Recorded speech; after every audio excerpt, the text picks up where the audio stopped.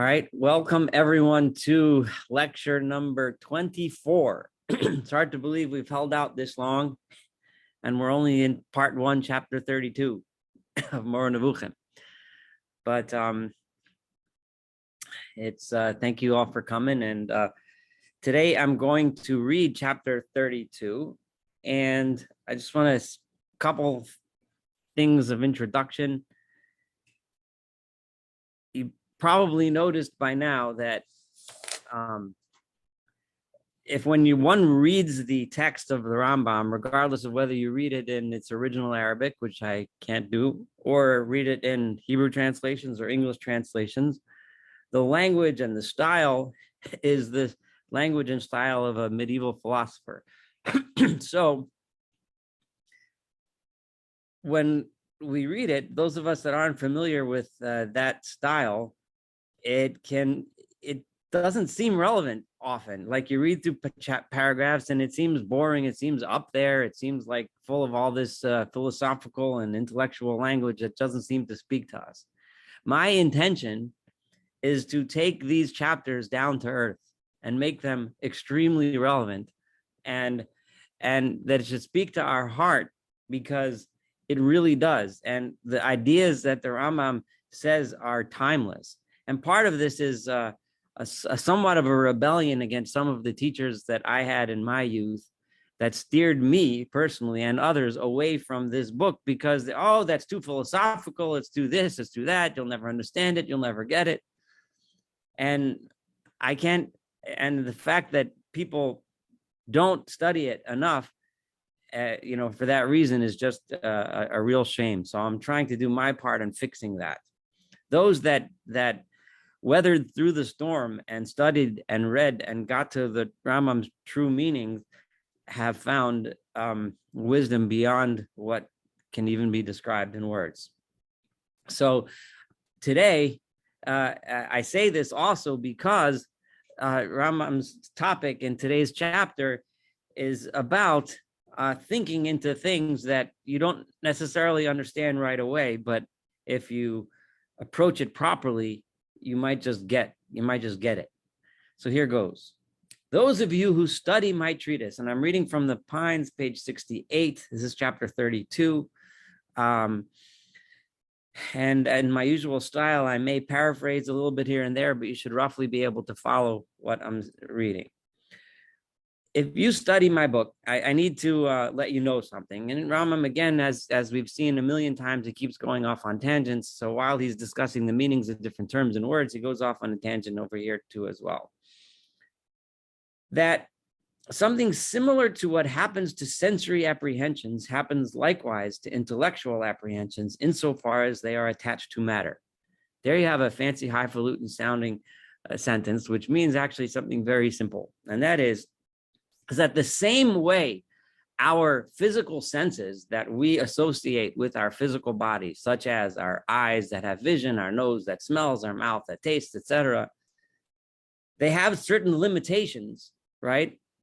So does our brain and our thoughts, because they are attached to matter. And in the Hebrew translation that I have, it's even more, because they have kesher im hachomer. They are tied to, they are matter.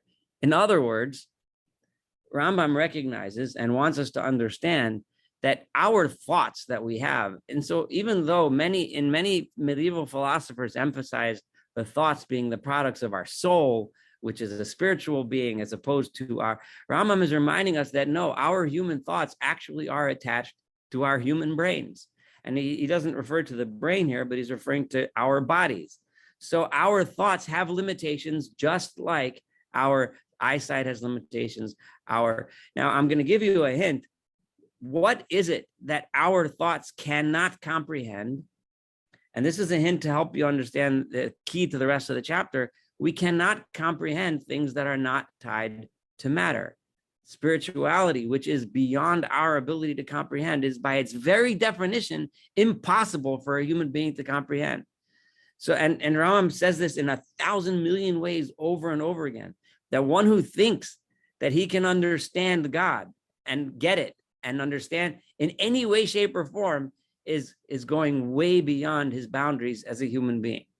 So So remember that as we read through the rest of the chapter, because it's crucial to getting it, that for all of this spirituality and for all of the descriptions and explanations of God that Rambam is going to be giving and has been giving us so far in this book, the bottom line is that we will never and can never get it. And if we try, it will be dangerous. And Rambam will finally explain to us why it's so dangerous. Okay. So here goes. For when you see with your eye, here's this comparison. You can apprehend something within the power of your sight to apprehend. Most of us are looking at a screen. Whatever you're seeing on the screen, you see. Whatever you're reading in the book, you can read. You can see what's around you, wherever you are, in your home, or wherever it is that you are, right? But if, however, your eyes are forced to do something they are reluctant to do, meaning you gaze fixedly and are set at the task of looking over a great distance. Someone asks you, there's a tree 3 miles away, look at it, right? You can strain and look, but you're not going to see it because it's beyond your eyes' capability to see that far. You can't. It's impossible, right? Too great for you to see, or if you contemplate very minute writing or minute drawing, or you look at something that's written in microscopic writing, you can't see it. It's not within your power to apprehend. If you force your eye, in spite of its reluctance, to find out the true reality, and you strain and strain and strain and look, your eye shall not only be too weak to apprehend. In other words, not only will you not be able to see it, you'll also weaken your eye. It'll start hurting, right? And you won't even be able to see that which is in your power to apprehend. In other words, your vision will start getting blurry. And if you keep doing this, eventually at some point, you'll probably ruin your eyesight. Your eye will grow tired. You won't be able to see what you could apprehend before having gaze. Before you had decent vision, you could see everything in the room. Now that you tried this, you can't even see the usual things. So the same thing, okay, so understand that. And Rambam's comparison to thought is somewhat revolutionary, because and anyone that has read philosophical works from the medieval period, some and many take the path that our thoughts are in our soul and they're not tied to our body, and that's Rambam is emphatically saying that that's not the case. Our thoughts are also human and also tied to our physical body. Nowadays, we would call that, our neuropsychology, our brain, right, is still, we can still measure it in synapses between the nerves and impulses and communications and electrical impulses and chemical impulses going back and forth throughout the cells in our brain. So we define it a lot deeper, but it's the same concept. Those thoughts are occurring within our physical body. A similar discovery is made by everyone engaging in the speculative study of some science with respect to the state of reflection. The same thing happens if you're trying to think about something that you're trying to understand, because you're understanding it with your brain. For if he applies himself to reflection and sets himself a task demanding his entire attention, if you try to think into something, eventually you become dull and not understand even that which is in with your scope to understand. If you try to get beyond your abilities, you end up losing everything. For the condition of all bodily faculties is in this respect one and the same. And remember, he's calling thought a bodily faculty. Something similar can happen to you with regard to intellectual apprehensions. For if you stay your progress, now, I want this next few sentences, I'm going to try to parse out carefully, because it's difficult to really understand the depth and the importance of what he's saying by just reading it cursorily, without getting into its depth. Number one, for if you stay your progress because of a dubious point, Rambam is telling you how to think now, and listen carefully. He's criticizing something that a person could do. What is something that you could do? Stay your progress because of a dubious point, meaning if you are thinking about a subject and somebody brings up an objection, somebody makes a dubious point, and then you stop without thinking about that objection, that's bad, okay? We're going to get back to it again, but remember that. In other words, if you're thinking about something, you're working through a subject, and then somebody yells at you and says, blah, blah, blah, blah, blah, they object, right? And you don't think about that objection and say, is that objection real? Does that really disturb my train of thought? Does that really mean that what I was thinking was wrong? Is it something that I need to deal with? Or is there something wrong with that objection? So Rambam is telling you, in other words, this is what you shouldn't do. You shouldn't just say, oh, I must be wrong. No, think about that objection that was made and decide if it's truly a reasonable objection or is it a dubious one. That's one issue. Second, if you do not deceive yourself into believing that there is a demonstration with regard to matters that have not been demonstrated.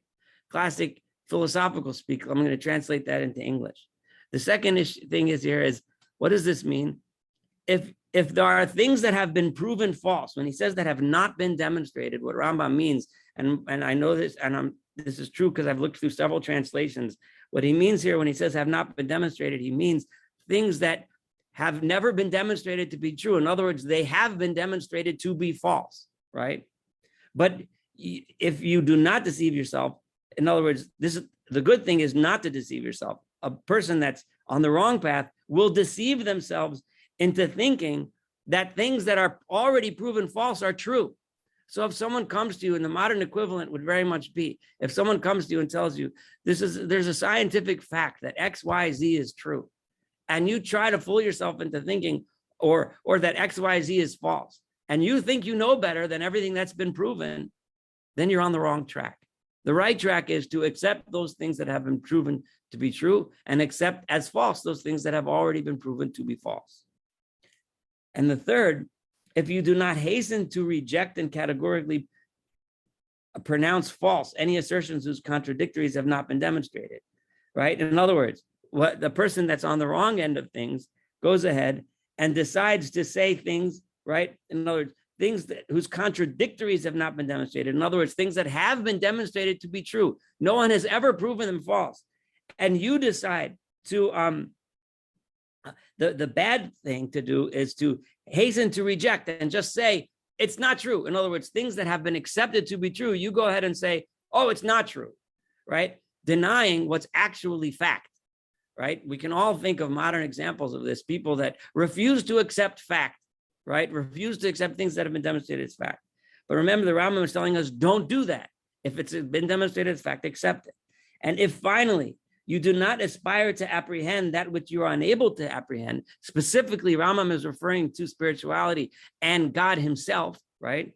In other words, the bad thing is to think that you can understand God, right? The good person says, no, I don't understand God and his ways. And we're going to emphasize this several times until it becomes extremely clear what he's trying to say. I promise, even if it's a little fuzzy, it will become clear, right? Then, in other words, if you don't do those things, bottom line, what do? You do think through objections when you're having a discussion with someone. If someone objects to you, you think, is that real? Is that not? Number two, if things have been demonstrated to be true, you accept them as true. Number three, things that have been demonstrated to be false, you accept them as false, right? And number four, you accept that you can't understand how God works and who God is, etc., right? Then you will have achieved human perfection and attained the rank of Rabbi Akiva, who entered in peace and went out in peace. Now, this is profound here, because we know that it says that Rabbi Akiva, the Talmud says, Rabbi Akiva, one of the greatest sages in the Talmud, it says that he was able to go into the heavens in peace and leave in peace. He wasn't theologically or philosophically damaged because of his ascent to the heavens. Now, one way of understanding that is he ascends to some incredible spiritual experience, which some people would damage them. Rabbi Akiva was able to handle it. But Rambam is understanding this in his typical rationalist philosophical way. And to what Rambam means is that what Rabbi Akiva understood was that you have to use logic and understanding and learning and studying and so on. And then you have to recognize that I don't understand how God works. I want to tell you that many of us here might be very familiar with Rabbi Akiva. Some of us might not be familiar with Rabbi Akiva and his life. To go through a full history of his life would be too much of a time for now. However, I just want to choose one of the most famous ways of things about Rabbi Akiva is how when he was put to death by the Romans.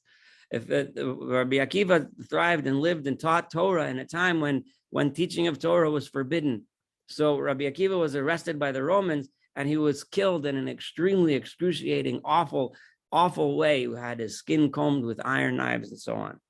And at that time, Rabbi Akiva said the famous saying that now I know what the verse means in the Torah when it says one should serve God with all of his heart, right? B'chol nafshcha, with all of your soul, right? That even if God takes your soul away, even if God declares upon you that you're going to lose your life, I still serve God. There's many stories about Rabbi Akiva, but I want you to remember that one, because what Rabbi Akiva was saying then in the most strongest, most powerful way is that despite the most awful and most horrendous suffering that a human could possibly imagine, he still maintained his faith in God because he knew, and Rambam is telling us this, because he knew and accepted that he can't understand God's ways. This is crucial. This is key. To be the person that Rabbi Akiva was, who achieved what he did, to be the kind of man that he was, one needs to, the other famous saying of Rabbi Akiva is, V'ahavta recha kamocha zeh kol gadol b'Torah. One should love one's fellow as oneself. This is the rule that the greatest rule in the Torah. That to be a person that lives a life like that, you need to accept that one doesn't understand how God works. And we're going to delve into this even further as we see the flip side of that. If, on the other hand, Rambam is going to flip it to the other side, right? Let's say you don't accept the truth for what it is. In other words, you're intellectually dishonest. That's basically what Rambam is saying. If, on the other hand, you aspire to apprehend things that are beyond your apprehension, in other words, you think you can understand God. You think you can explain how God works. You think you know why he does what he does. Or you think you can try to figure it out. Or if you hasten to pronounce false assertions, the contradictories of which have not been demonstrated or that are possible. This is the opposite of before. In other words, things which you're pronouncing things that are false, even though they've been demonstrated scientifically and factually to be true. You're not seeing what's happening in front of you. You're what you see in this world, you're pretending, right? You pretend you understand God. So you pretend that the world you see reflects that which you imagine God's world is supposed to look like. Though very remote, right? So if you do that, if you're intellectually dishonest about the world that you see, and you constantly make pretend that the world fits your image of God, and you pretend you can understand him, you will have joined Elisha, Acher.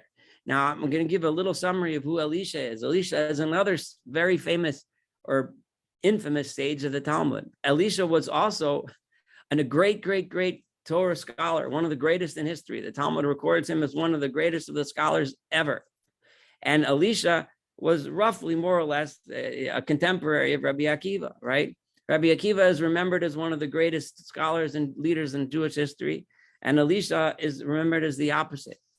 And again, an entire biography of Elisha would be beyond the scope. But let me say one or two stories that can exemplify, and then you'll understand how Rambam understands the difference, the crux of the difference between Elisha and Rabbi Akiva, why one went in the good path and one went in the bad path.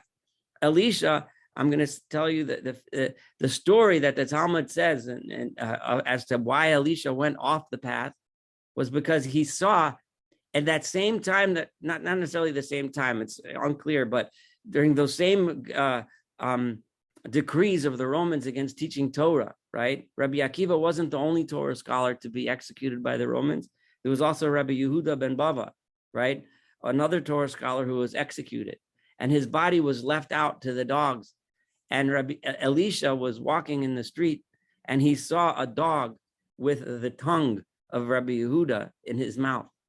And Elisha looked and said, a tongue that taught so much Torah, a tongue of such a wonderful leader, should be eaten by a dog. This is what God's reward is for teaching Torah. Now there's several other stories, but the bottom line of all the stories why Elisha went off the path was exactly because of this. Elisha thought that he could understand God. He thought that the justice that he sees as a human being is the kind of justice that he's supposed to see. And to see Rabbi Yehuda ben Bava's tongue being eaten by a dog, it was the opposite of what us in our human bodies would imagine as justice, right? And therefore, Elisha threw out God, threw out religion, threw out everything, despite his great scholarship, despite being one of the greatest scholars ever, he threw it all out. Why? Rambam is telling us because he didn't accept the fact that you cannot understand the things that you cannot understand. This is really Rambam at his best, right?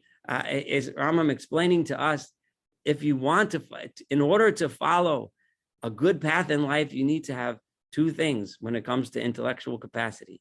You need to understand what you do understand. In other words, you need to understand that the things that you do actually see with your own eyes, are actually are the way they are. You have to accept the truth. You have to accept what's false. And number two, you have to also understand that God is something that you will never understand. And if you get those, then you can take the path of Rabbi Akiva. That is, I'm continuing the Rambam. You will not only be perfect, you will not only not be perfect if you choose the Elisha path, but you will be the most deficient among the deficient. Because if you think you understand God, then every single thing you see on this earth is not going to make any sense. Why is this guy a millionaire and he's a blank kind of person? Why is that guy? Why did all these people die in Hurricane Katrina or the World Trade Center? Why are these people starving in Africa while I have so much food I don't know what to do with it and I throw half of it in the garbage can? Why did the Holocaust happen? Why this? Why that? Why don't I'm a good person. Why don't I get a good job? How come I got fired yesterday? You'll never understand anything, and it will lead you down a path to ruin, right? But you will end up being you'll be, and it shall so fall out that you will be overcome by imaginings and by an inclination towards things that are defective, evil, and wicked. This resulting from the intellect's being preoccupied and its light being extinguished. You try to think so hard into God's ways, into something you can't understand, you end up going to be defective, evil, wicked. In a similar way, various species of delusive imaginings are produced in the sense of sight. When the visuals, in the same way, just like your spirituality gets exhausted, your intellectual capacity to understand anything becomes exhausted if you try to understand things that you can't. The same way, when your eyes, if you try to see things that you can't see, your eyes are finished, right? As the case of sick people, such so on. In regard to this, as it said, and now Rambam said, he touched on this same verse before, when it says, hast thou found honey? This is in Mishlei, in Proverbs. Eat so much as is sufficient for thee, lest thou be filled therewith and vomit it, right? In other words, eat enough honey. And remember, Rambam, last week we read his translation of the word achal, to eat, right? And to drink, right? And over there, so this verse is saying, eat as much as is right, but don't eat too much, right? Food is very similar, right? You can gain a lot of benefit from eating honey, right? Use this verse in a similar way. The sages use this verse as a parable that they applied to Elisha. And why is this powerful? Why is this parable make so much sense when in a reference to Elisha, right? Because in as much as it likens knowledge to eating, a meaning about which you spoke. In other words, last 2 chapters ago, we talked about the meaning of eating, right? It also mentions the most delicious of foods, namely honey. Now, according to its nature, honey, if eaten to excess, upsets the stomach and causes vomiting. I never tried this, but I imagine if I tried to drink a bottle of honey, I probably wouldn't feel so good in the stomach afterwards. But however, if you take a little bit of honey and you put it on your challah or your apple or however you're going to put honey on, it's going to be delicious and it tastes good and it gives you some good healthy calories, right? Accordingly, scripture says, as it were, that in spite of its sublimity and greatness and what it has of perfection, in other words, remember, comparison to knowledge, intellect, apprehension, etc., right? The nature of the apprehension in question, if not made to stop at its proper limit and not conducted with circumspection, right? If you don't say, okay, I'm supposed to eat it to satisfy my needs and maybe experience some pleasure, which is fine, but then stop, right? Stop thinking. It's not just engorging on honey is not going to get you anywhere. Maybe convert it into a defect. It could become a problem. This just as the eating of honey may. For whereas the individual eating in moderation is nourished and takes pleasure in it.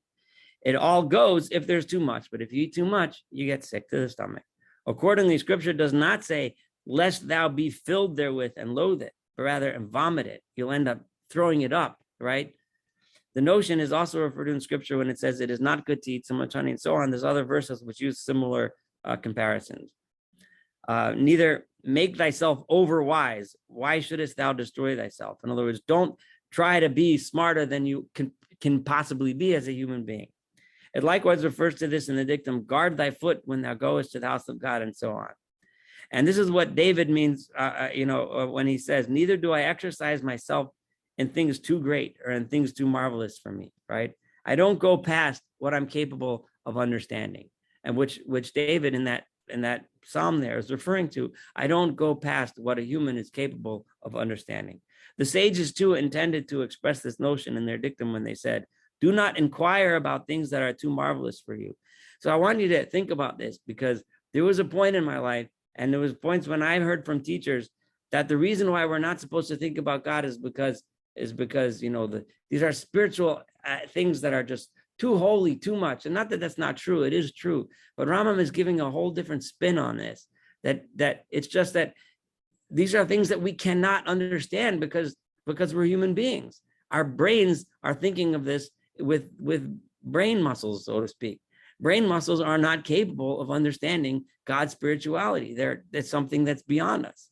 So trying to understand that, do not investigate what is hidden from you. Inquire into things. It doesn't mean, rather inquire into things that are permitted to you. You have no business with marvels. What this means is, it doesn't mean to limit your intellectual capacity. It doesn't mean don't read that book. Like I was once told not to read this book, right? Don't read that book because it's too much for you, right? Don't study this book because God forbid you might not understand the ideas in there. That's not what it means at all, right? Rather, no. Those are human things. Those are ideas that you're supposed to be reading, supposed to be learning. Science, if you're capable of studying physics, go right ahead, study. If you're capable of advanced mathematics, go right ahead, study. Those are things that are within the human mind's capability of doing.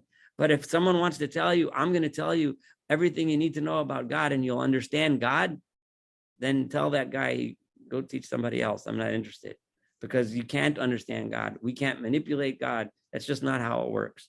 This means that you should let your intellect move about only within the domain of things that man is able to grasp. For in regard to matters that is not in the nature of man to grasp, it is, as we have made clear, very harmful to occupy oneself with them. This is what the sages intended to signify when they said, whoever considers four things, those four things were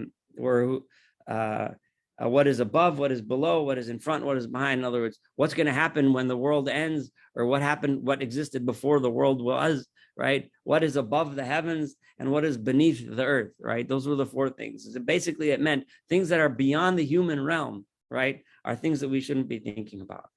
Completing this dictum by saying, he who does not have regard for the honor of his creator, right? Because when one thinks about those things, when one even thinks that he can try to understand godly matters, then he is giving, so to speak, God forbid, dishonor to God, because he's pretending that a human is capable of understanding divine matters, which he is not, right? Whereby they indicated what we have already made clear, namely that man should not press forward to engage in speculative study of corrupt imaginings. Corrupt imaginings here are the imaginings that Rambam has been calling corrupt until now, which was imagining that God is this great, big, powerful man with a long beard sitting on a beautiful throne on stones of sapphire and sending lightning bolts out or whatever. Those kind of corrupt imaginings, that's what happens when you think that you could understand God. You start creating anthropomorphisms and corporealisms that are just simply completely, they're not honoring God at all. No matter how big and how mighty you imagine that throne to be, it's still a throne. It's still a physical throne, which is very dishonoring to God. When points appearing as dubious occur to him, or the thing he seeks does not seem to him to be demonstrated, he should not deny and reject it. So here Rambam is reminding us, this doesn't mean to not think, right? When you're thinking and studying things that you can, right? Don't go ahead and reject things, hastening to pronounce it false, but rather persevere and thereby have regard. Having honor for God also means studying those things and knowing those things and learning those things, which we are capable of doing. But he should refrain and hold back and not think that you can go on and extend it to God. This matter has already become clear. Rambam says, I did it. I've done it. I've made it clear. If you don't have it by now, you're not going to get it. Okay? The intention of these texts set down by the prophets and the sages is not, however, and this is Rambam reminding us one more time before he passes on the subject, right? Don't think that I'm trying to tell you not to think, because many people have read this and said, oh, Rambam was telling me I should only study these simple things. That's too much for me. That's too complicated. I shouldn't be involved. That's not what it means. They're not trying to tell you to close the gate of speculation and to deprive the intellect of the apprehension of things that is possible to apprehend. It's not telling you to stop studying. Of course not. No, as is thought by the ignorant and neglectful. Many people, when they read those things that it says, don't think about these things, I'm not supposed to think about spiritual matters. No, that's not what it means at all. right? It means I'm not supposed to think about those things that I can't comprehend, but the things that I can. And if I keep trying, I'll learn more. I'm supposed to. Who are those people, the ignorant and neglectful, are pleased to regard their own deficiency and stupidity as if it's perfection and wisdom. And they walk around thinking that they're smart because they're not learning those things, right? They're smart because they're ignoring facts. They're ignoring the facts that are looking at them in their face. They're ignoring the opportunity to learn about the world and the perfection and the knowledge of others. And they think that, oh, that guy who's delving into spirituality, he's stupid, right? And thus regard darkness as light and light as darkness. Their purpose in its entirety is to make it known that the intellects of human beings have a limit at which they stop. That's what the rabbis meant when they told us those quotes that we just mentioned. Do not criticize the terms applied to the intellect in this chapter and others. For the purpose here is to guide towards the intended notion, not to investigate the truth of the essence of the intellect. The claims that I made about the intellect, in other words, that the intellect is part of the human body, and that the intellect has the limitations that the human body puts upon it. Those ideas, right? In other words, those philosophical ideas that are the basis of this chapter, I'm not presenting the arguments to prove those things to be true here. Other chapters are devoted to precise account. In other words, the fact that I believe that the human intellect is a function of the human body, right? And something that which is attached to chomer, which was the Hebrew term, attached to the actual essence of the physical being of the human being, and therefore it's limited, that I'll argue later. We'll get to that, Rambam says. So, but you have to accept that to understand this chapter. So I see a question. How does I'll read from Bill. Wait, let me pull that up again. It just popped away from my screen. How do I get back to it? Like, it was in the chat. Read it. I can read it if you want me to. I have it. Okay, go ahead. Yeah, you can read it. How does it's a bit from Billy to everybody. How does Rambam speculate on how much one determines how much too much? For a person who advises not to try to understand God, he spends a lot of time engaging in such matters.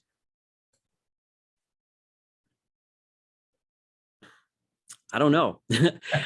It's a very good point. Yeah, because he does spend a lot of time engaging in about God.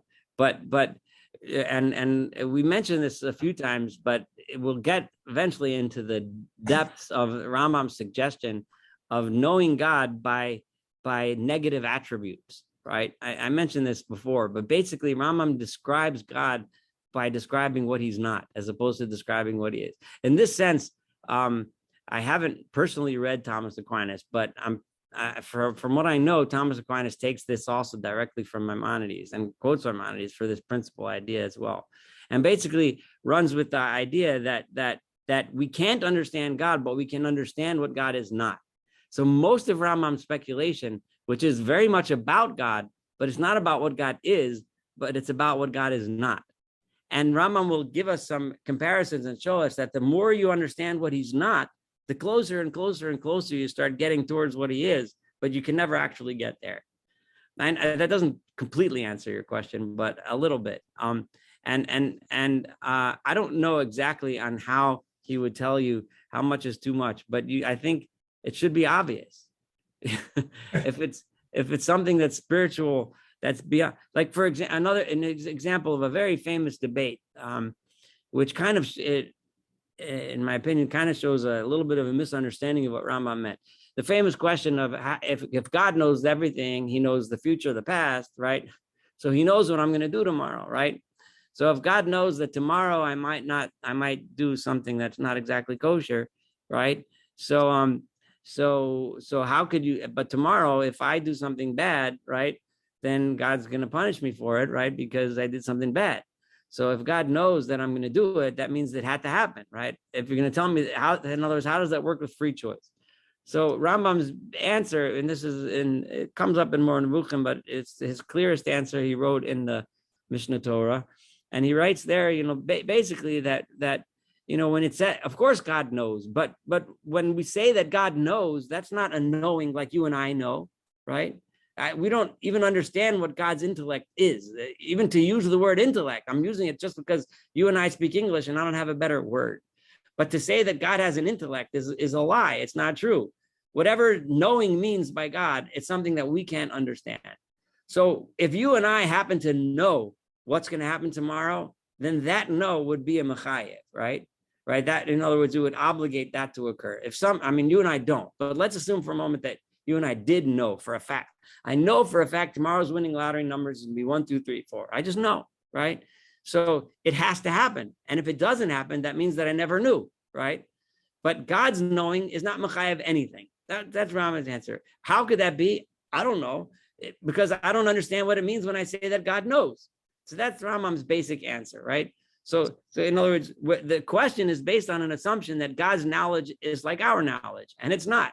And and Rambam basically says, just know that our free choice is the basic idea. It has to be that we have free choice for all kinds of reasons. And we'll get to free choice plenty of times in our discussions over the next probably 10 years. But anyway, so Ravid, one of the Rambam's famous critics, writes on it like, what kind of an answer is this? He just says he doesn't know. Well, if you're just going to answer that you don't know, then just say you don't know the answer, right? But Ravid's objection kind of reveals a fundamental misunderstanding of what Rambam was saying. Rambam wasn't just saying he doesn't know.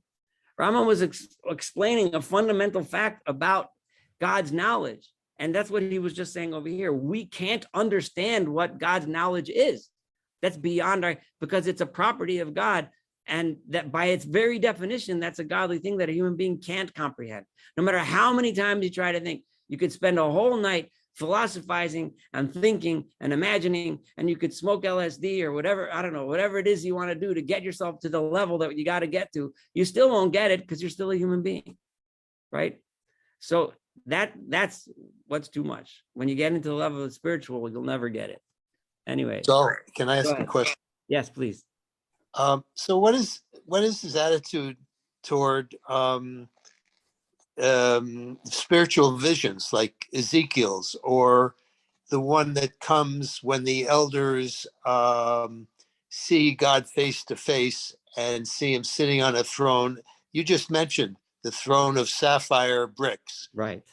And then there's other things. I mean, when the donkey talks to Balaam, all those things where God is depicted in a sense. Well, what does he say about all that? Yeah, so actually some of those stories we actually dealt with already. That Rambam deals with these at length, and Rambam in some cases it's considered a vision or a dream, but specifically Eldad Umeida, seeing visions of God, according to Rambam, that means an apprehension. They had an apprehension and understanding of a spiritual level that we don't typically have, right? Not one that's out of the capabilities of human being, but one that's within the capability of a human being. But they had an apprehension of a spiritual idea. So it's not really a vision of something spiritual. It's physical. And we're definitely going to get to the levels of prophecy and what prophecy is and what prophecy means. We spent a few of these lectures already discussing bits and ideas of Rambam's ideas of prophecy, but it's an intellectual apprehension. If you get it, that's a tiny bit shred of prophecy. If you study its subject and you understand it, that's like the tiniest, lowest level, maybe in some cases, but it's still a level. Those are really important questions. But consistently, Rambam looks at every story of a vision or a prophecy in a similar way. And we will, I promise. I'm not trying to avoid it, but today we did something really deep and important. We're going to get to the levels of prophecy. We're going to have to spend several weeks on that because there's multiple levels. I see 2 hands up. I don't know who goes first, but just whoever wants to go first, fire away. Well, I have a question. Yeah, a short question. Rabbi Steinsaltz, in his collection of books on the Parsha, tells us that a God that a human could understand is not worth knowing. And how is that consistent with what we're hearing here, where the Maimonides is telling us that it's impossible to understand God? Yeah. for Rabbi Steinsaltz, the message that's conveyed is if God could be understood by humans, then he's not worth knowing. He's not. Yeah, then he's not God. Then he's not God. by Yes. definition. I How think is that it's a similar idea. I don't know if the Rambam would have used that language that it's not worth knowing, but it's the same basic idea. If we were able to comprehend God, then there would be no difference between God and human beings, and that's a fundamental. That would fundamentally contradict the entire Torah, and that's one of the major issues with idolatry, right? If you think that you can manipulate God by doing some sort of a thing, right? Or if you attribute to God human or animal qualities that you can understand, right? God gets angry because you insulted him, or God he likes it when you do certain things for him or to him or whatever. Then you've demoted God and made him into something corporeal, and now it's not God anymore. It's not consistent with the God of the Bible anymore. You've entered the realm of idolatry. We'll get more and more of an idea of how Maimonides viewed idolatry in general, but this is a very important part of it, and we'll find more and more by the time we study this. You'll understand why Maimonides and most scholars today would probably look at a lot of what passes for religion today as idolatry. Anyway, Steve, go ahead. Yeah, two thoughts. One, just answering that you can't understand God because then you become like God, and that's sort of an impossibility. Mm-hmm. It reminds me of the famous, is it a midrash or it's in the parsha where Moshe sees the back of Hashem's tefillin, whatever we understand that to mean, and you can't see the front. If anything, all you can see is the back, because it's just impossible. But the other thought that I just sort of had an epiphany for those. I'm an amateur science, I guess, fan. Is this strikes me to be very, very similar to the quantum enigma, where with Heisenberg's uncertainty principle, where you cannot both predict the path of an electron in quantum physics and also determine the properties. It's one or the other. So you cannot know what reality is by this is the biggest enigma in quantum physics today. For those who know what I'm talking about, that you cannot deterministically. It's the Schrodinger's cat. All of those right. Sort of thought experiments. It strikes me to be very similar to what you just described, and thank you for that. It was really fascinating.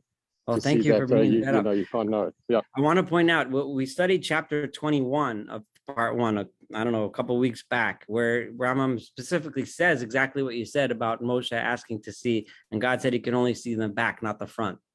Rambam specific. If you want to look at it in the Mor Nevuchim, look in Parak Chaf Aleph of Chelik Aleph. It's just a couple chapters ago, but Nas was a few weeks ago. Could I hold? I'm going to mute for 1 second because I have to get a phone call. I apologize.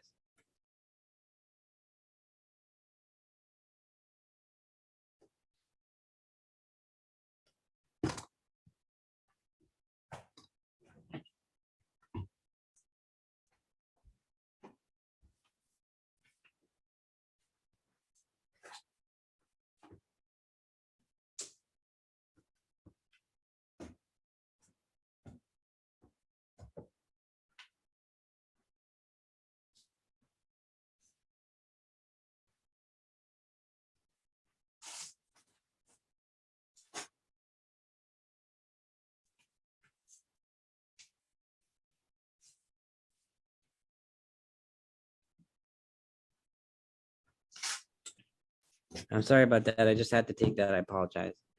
But so look at chapter 21 because the Rambam specifically says that. But yeah, you were on the mark on that one. Any other comments before we sign off for the day? Oh, I have one question. Sure.